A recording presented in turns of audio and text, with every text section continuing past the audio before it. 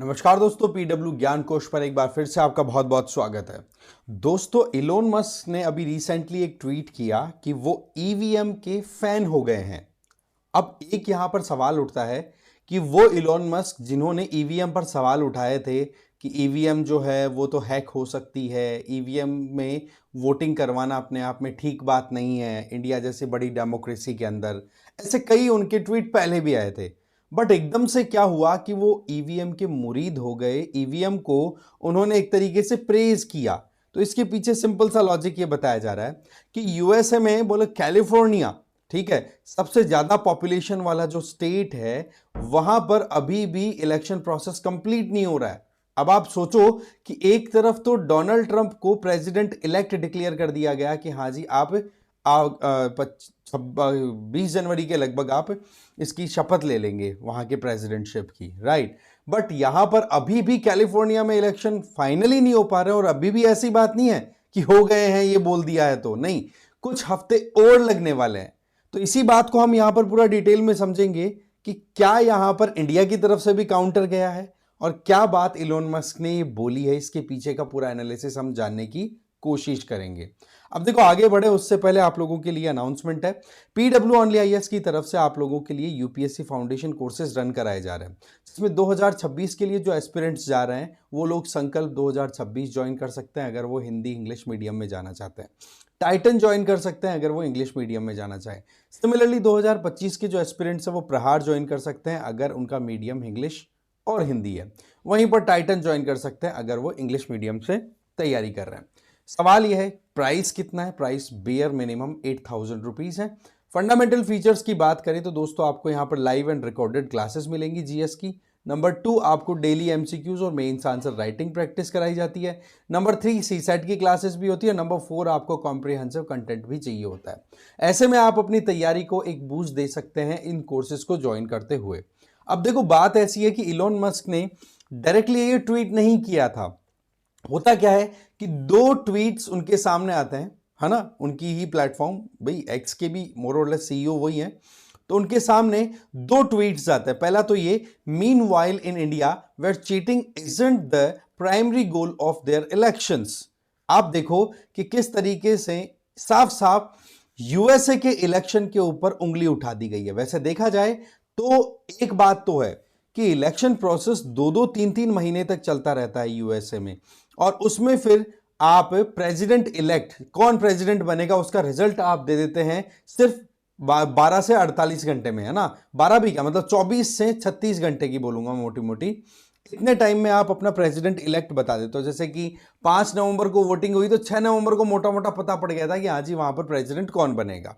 But सवाल यह है कि कैलिफोर्निया जैसे स्टेट्स में अभी भी इलेक्शन प्रोसेस वहां पर चल रहा है। इसके पीछे एक तो वहां का कॉम्प्लेक्स इलेक्टोरल प्रोसेस है ना, वो भी अपने आप में बहुत बड़ी जिम्मेदारी वाला कारण बन रहा है। दूसरी तरफ वहां पर एक बहुत बड़ा कारण क्या है कि एक एलिगेशन लगता रहता है कि ये लंबा प्रोसेस इसलिए खींचा जाता है कि वहां पर वोटिंग और इलेक्शन के अंदर चीटिंग की जाए, और ये एलिगेशन यूएसए के इलेक्शंस में हर बार लगते हैं, ठीक है।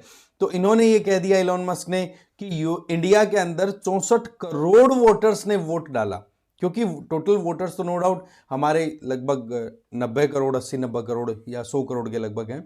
बट पॉइंट इज कि उनमें से इफेक्टिवली वोटर टर्नआउट हमारा कितना रहा, लगभग 64-65% के लगभग या उससे भी कम।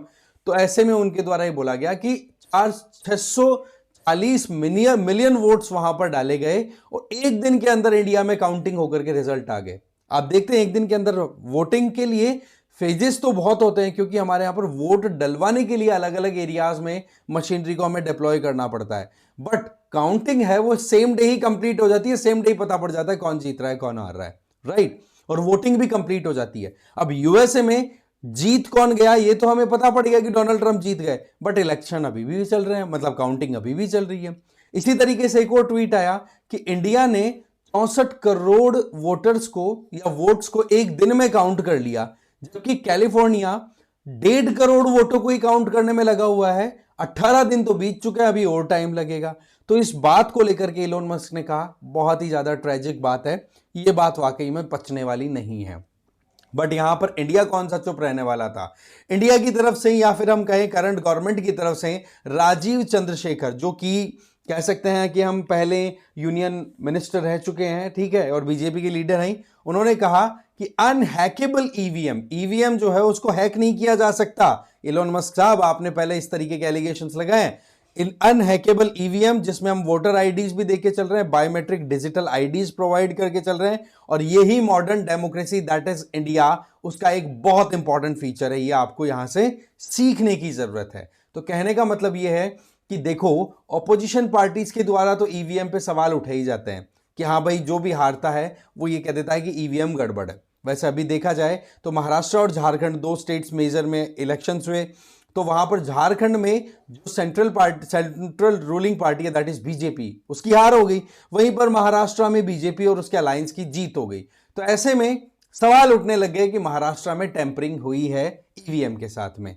तो ये जो चीजें हैं ना, ये आपको बहुत हद तक हो सकता है कि बेसलेस लगे, और मोरलेस है भी, क्योंकि कोर्ट में भी कई बार इस बारे में सवाल उठ चुके हैं। इलेक्शन कमीशन ऑफ इंडिया के पास में भी सवाल गए, बोला हमारी ईवीएम सैटेलाइट से या इंटरनेट से कनेक्टेड नहीं है। हमारी ईवीएम जो है वो एक सिंपल कैलकुलेटर होता है ना, पुराने वाला जो कैलकुलेटर जिसमें हम सिंपल जोड़ गुणा भाग ये किया करते थे, वही चीजें हो सकती है उसी तरीके से। और मेमोरी जो है वो एक बार अगर राइट हो गई तो उसको जब तक ऑफिशियल्स के पास दोबारा नहीं ले जाया जाएगा तो रीसेट नहीं करना पॉसिबल मतलब रीसेट नहीं हो सकती वो। तो कहने का मतलब ईवीएम अनहैकेबल है। इस बात को एक बार इंडिया ने फिर से अपनी तरफ से कहा, और इलोन मस्क भी कहीं ना कहीं इस बात के मुरीद हुए हैं। हमारे देखो 2024 के इलेक्शंस थे, है ना, डिफरेंट फेजेस में कंडक्ट होकर के एक ही दिन के अंदर हमें रिजल्ट पता पड़ गया। उसके बाद में ऐसा कुछ नहीं बचा था कि हाँ जी अभी भी कैलिफोर्निया जैसे स्टेट्स में काउंटिंग जो है वो ड्यू है, वो चल रही है।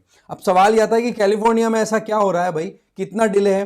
देखो, एक तो सबसे बड़ी बात यह है कि कैलिफोर्निया ना वो यूएसए का सबसे बड़ा स्टेट है इन टर्म्स ऑफ पॉपुलेशन, ठीक है, यहां पर रेजिडेंट्स की संख्या सबसे ज्यादा है। दूसरी, यहां पर वोटर्स की बात भी करें तो लगभग 1.5 करोड़ वोटर्स ने यहां पर वोट डाला है, ठीक है। अब 5 नवंबर को वोटिंग हो गई थी, बट अगेन काउंटिंग में टाइम इसलिए लग रहा है क्योंकि कैलिफोर्निया में ज्यादातर जो वोट्स हैं वो आए हैं मेल के थ्रू, ठीक है। मेल के थ्रू आता है तो ऐसा नहीं कि डायरेक्टली कोई भी स्कैनर या कोई भी क्यूआर कोड या बार कोड लगा हुआ उसको स्कैन कर लिया, काउंट देख लिया कि हाँ किसको वोट गया है। यहां पर एक्चुअल में प्रोसेस कुछ कॉम्प्लेक्स है।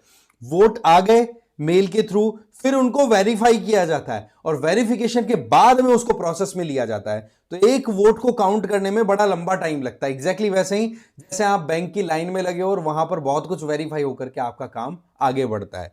तो इस तरीके से टाइम बड़ा कंज्यूम होता है ना, और इन पर्सन इंडिविजुअल्स के थ्रू वेरिफिकेशन होता है कि हाँ जी मेल आ गया, अगले से कॉल या फिर अगेन मेल पे कांटेक्ट किया जाएगा, वो वेरीफाई करेगा, तब जाकर के फिर वो वोट की काउंटिंग होगी। तो ये थोड़ा सा लंबा प्रोसेस चला जाता है। तो ऐसे में ज्यादा पॉपुलेशन और बाकी स्टेट्स के कंपैरिजन में ज्यादा वोट्स, और वोट्स भी आ रहे हैं वो ज्यादातर मेल के थ्रू, तो ऐसे में वहां पर काउंटिंग बहुत ज्यादा डिले हो रही है। वैसे आपको पता ही है कि डोनाल्ड ट्रंप को प्रेसिडेंट इलेक्ट ऑलरेडी बोल दिया गया है।